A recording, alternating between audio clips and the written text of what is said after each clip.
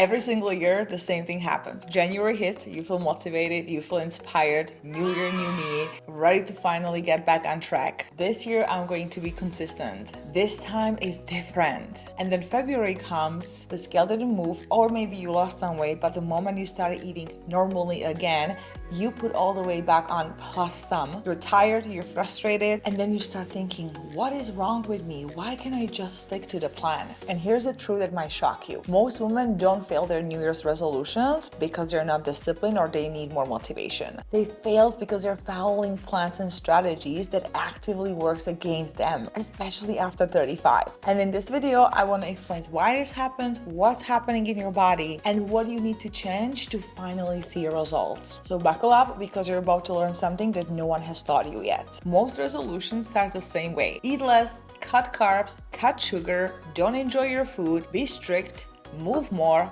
add more cardio to your schedule. And almost no woman starts by asking the right question. What does my body actually need right now? Instead, you jump straight to the restrictions without understanding how much you're actually eating right now, how long have you been under eating, how stressed is your nervous system, how poor your sleep has been, and are you hormonally depleted? So now January just becomes another very aggressive deficit layered on top of years of under eating. And your body sees it as an extra stress. And more stress means that fat loss actually becomes almost impossible after 35.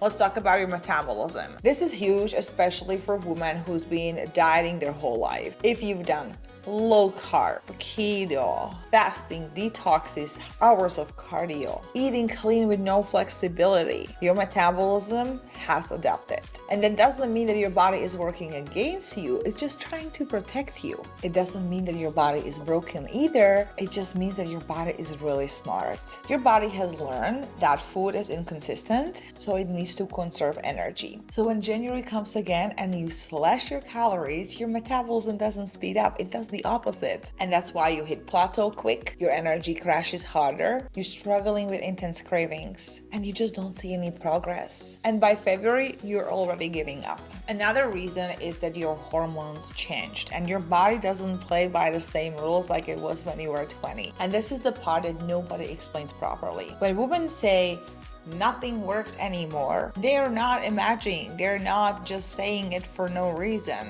In your late 30s and 40s, your body is not operating in the same hormonal environment like it was when you were 20, and that changes everything. So let's break it down. First hormone I want to talk about is your estrogen. Estrogen does way more than just control your cycle. It helps regulate your blood sugar, it supports insulin sensitivity, helps your body access store energy, protects also your lean muscle, and also buffers stress hormone like your cortisol. As estrogen fluctuates and declines, your body becomes way less efficient at using carbs. Blood sugar swings become so much common. You store more fat around your midsection, and you also experience a muscle breakdown way easily. So when you diet the same way like you did in your 20s, like cutting carbs, doing lots of cardio, eating as little as possible, your body just doesn't respond the same way. And that's because the hormonal system that used to protect you when you were younger is not as strong as it was before. Another hormone is progesterone. Progesterone is often the first hormone to drop, sometimes even way before hitting full menopause. Progesterone is this calming hormone. It helps you to calm the nervous system, support sleep, reduce anxiety, and also balance your cortisol. When progesterone is low, you're gonna experience symptoms like your stress tolerance drops, your sleep quality declines, recovery gets so much harder, and you also feel like your cravings are out of control. So you cut calories, you increase your workouts, your sleep gets worse, and now there is literally nothing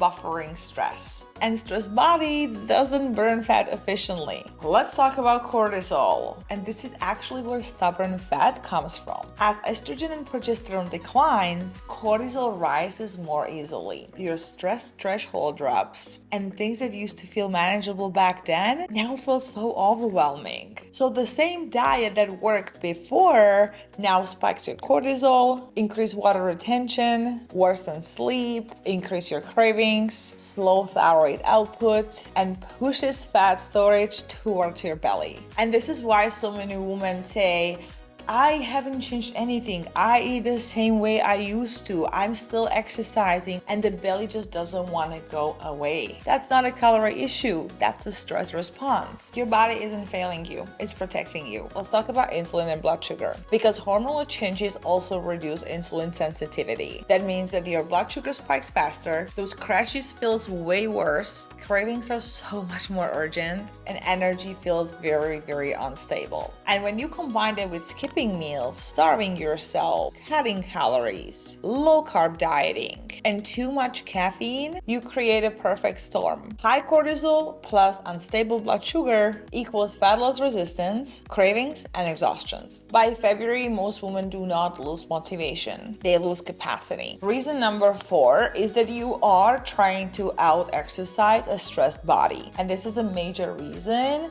why new resolutions fail. Too much exercise, not enough recovery. More workouts does not equal better results, especially after 35. Because when training volume is so high and the food is very low, your body's gonna break down your muscle. You're gonna struggle with inflammation. You're not gonna recover properly. You're not gonna sleep well. And your hunger hormone also spikes. Your body doesn't think, great, we are getting healthy. It thinks, I need to protect her. So fat loss completely slows and water retention increases. So now you're feeling puffy, inflamed, and don't understand what's going on. So again, by February, your motivation is not done. Your nervous system is done.